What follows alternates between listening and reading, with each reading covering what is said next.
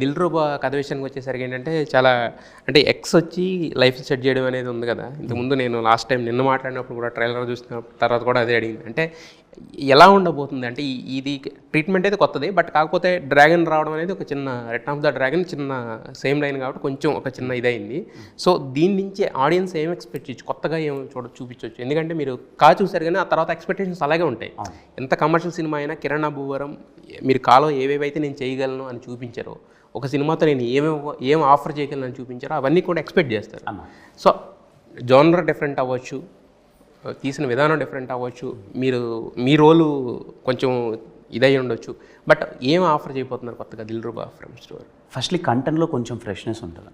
చెప్పే పాయింట్ ఒక characterisation sorry thanks అనేది ఎందుకు చెప్పొద్దు అంటే, నేను ఏమనుకుంటున్నా థియేటర్ నుంచి బయటకు వచ్చేటప్పుడు అంత ఈజీ థింగ్ కాదు అది.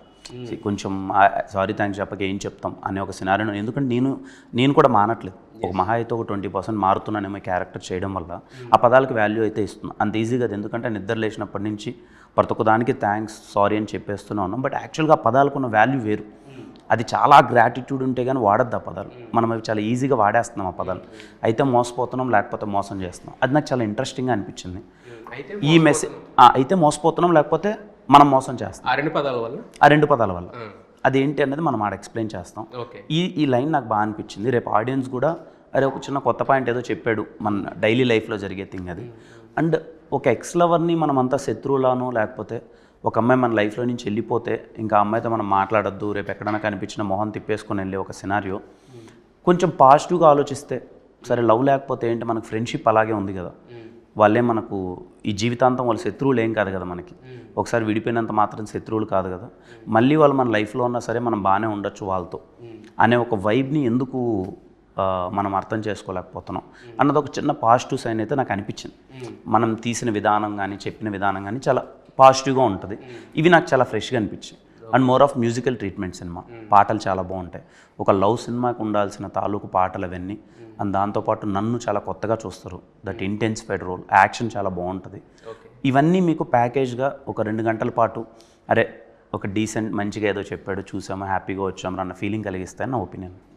అయితే హీరోయిన్స్ ఇద్దరిని సెలెక్ట్ చేసుకున్నారు. అంటే ఒకసారి ఆల్రెడీ సినిమాలు చేసింది, ఇంకొక అమ్మాయి చిన్న చిన్న క్యారెక్టర్స్ చేసింది కానీ బట్ దీంట్లో ఒక లీడ్ కింద ఇంట్రడ్యూస్ చేశారు కదా. నిన్న ప్రొడ్యూసర్ గారు మాట్లాడుతూ ఉన్నారు, డిస్కషన్స్ జరిగినాయి బట్ వాళ్ళే గెలిచారు డిస్కషన్స్లో, that is the best choice అని చెప్పారు. వేరే అనుకున్నారా హీరోయిన్స్? యాక్చువల్లీ ముందు వేరే వాళ్ళు అనుకున్నారు. అంటే ఆబ్వియస్లీ వేరే క్యారెక్టర్స్ నాకు తెలుస్తుంటాయి, నాకు ఎందుకు తెలియకుండా ఉండవు.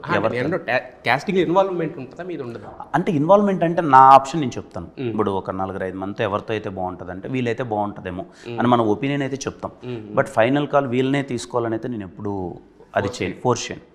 నేను ఎప్పుడు నాకు ఈ హీరోయిన్ కావాలి, ఈ దీంతో అయితే చేద్దాం, పెద్ద హీరోయిన్ కావాలి, మార్కెట్ ఉంటుంది, ఇలాంటి ఎప్పుడు నేను చెప్పను. ఆ కథకి ఎవరు సెట్ అవుతారు, ఎవరు కంఫర్టబుల్గా ఉంటారు, at the end of the day producer call ఉంటుంది, డైరెక్టర్ కాల్ ఉంటుంది కదా, అలా ఆ చాయిస్ వదిలేస్తాం. బట్ అంటే ఒక కెమిస్ట్రీ పండాలంటే ఇప్పుడు తెలుగు వచ్చిన అమ్మాయి సెట్స్లో ఉంటే బాగుంటుందని చాలామంది పెద్ద హీరోలు కూడా మాట్లాడుతూ ఉంటారు కదా. సో తెలుగు తెలిసిన వాళ్ళు, తెలుగు వచ్చిన వాళ్ళు, ఇది కంప్లీట్గా మీరు ఇద్దరు కూడా వీళ్ళకి ఎవరికి కూడా తెలుగు మినిమం అంటే ఏం చెప్తున్నాం అనేది అర్థమవుతుంది కానీ బట్ కన్వే చేయడానికి కానీ వీటికి కానీ రాదు కదా. మరి సో ఆ ఆప్షన్స్లో అవే తెలుగు వాళ్ళు ఎవరు అనుకోలేదా మీరు? అంటే లేదు, అంటే ఈ వీళ్ళతో ఫస్ట్ ఆఫ్ ఆల్ ఆ ప్రాబ్లం అయితే రాలేదు. అండ్ అది కాక ప్రెగ్నెంట్ రోల్ కదా మ్యాగీ అనేది. సో ప్రెగ్నెంట్ రోల్ అనగానే అంత ఈజీగా ఎవరు ముందుకు రారు చేయడానికి. సో ప్రెగ్నెంట్ లేడీగా అది. సో తిను బాగా చేసింది, she's apt for that role. And రుక్సర్గా Anjali, she's very active girl in the movie. So తను ఇప్పటిదాకా చేసిన కొంచెం సెటిల్ పర్ఫార్మెన్స్ ఉన్నాయి కదా, దీంట్లో చాలా యాక్టివ్గా ఉంటుంది, బాగుంటుంది. Yes.